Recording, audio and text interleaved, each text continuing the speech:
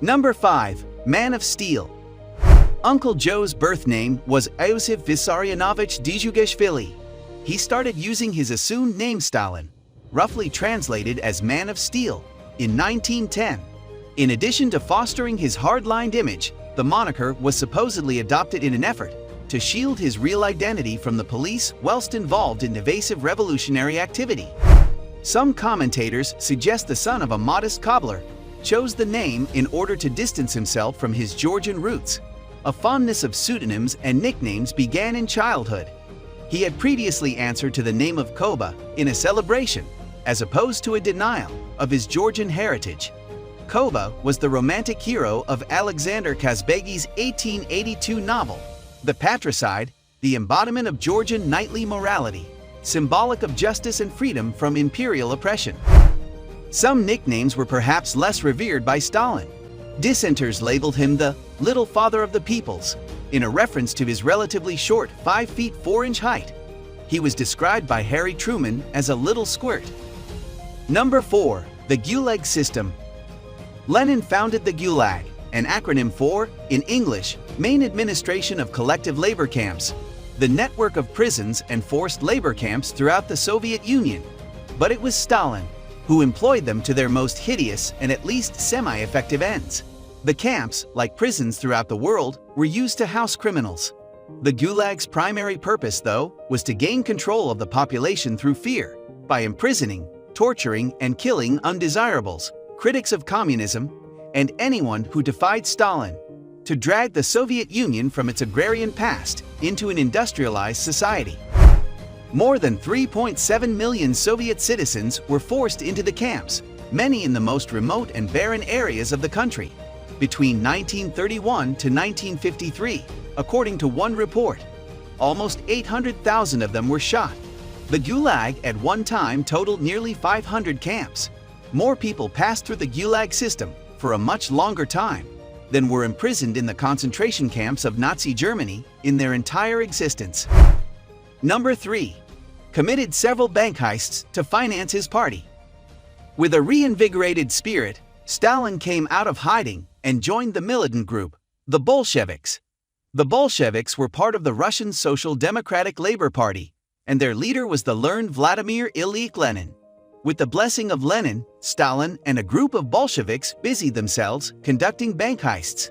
The loot from their crimes was used to fund the revolutionary activities of the Bolsheviks.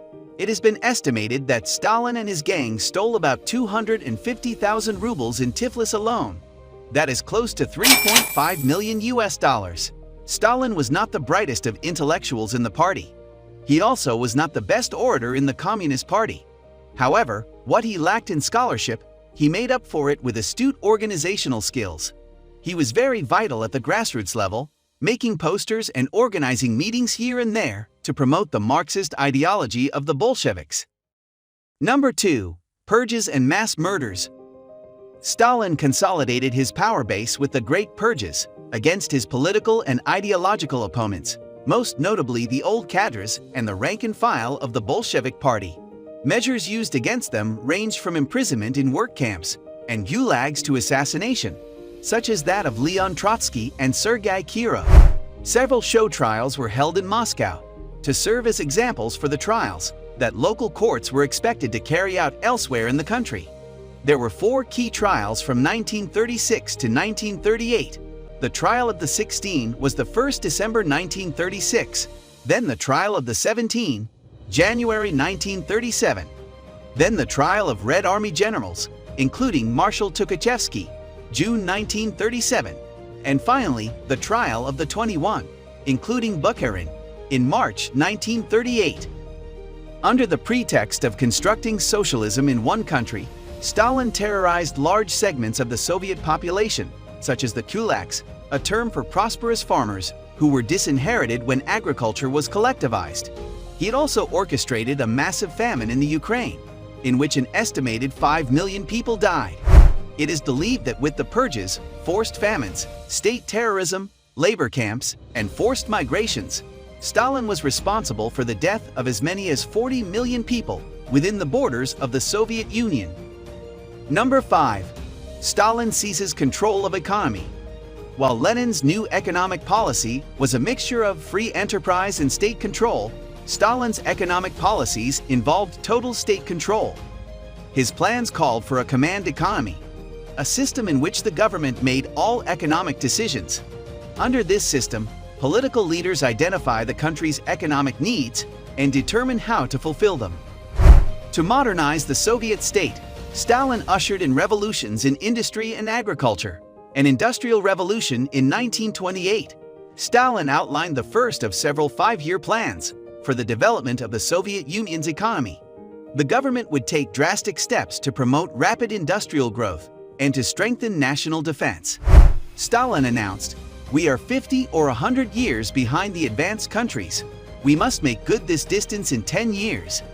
Either we do it or we shall be crushed." The five-year plans set impossibly high quotas or numerical goals to increase the output of steel, coal, oil, and electricity. To reach these targets, the government limited production of consumer goods. As a result, people faced severe shortages of housing, food, clothing, and other necessary goods. So these are the top 5 most horrible facts of Joseph Stalin. If it was informative for you, do give it a thumbs up and don't forget to subscribe our channel to never miss out our incoming amazing content. That's all for today. See you in our next video. Till then, take care.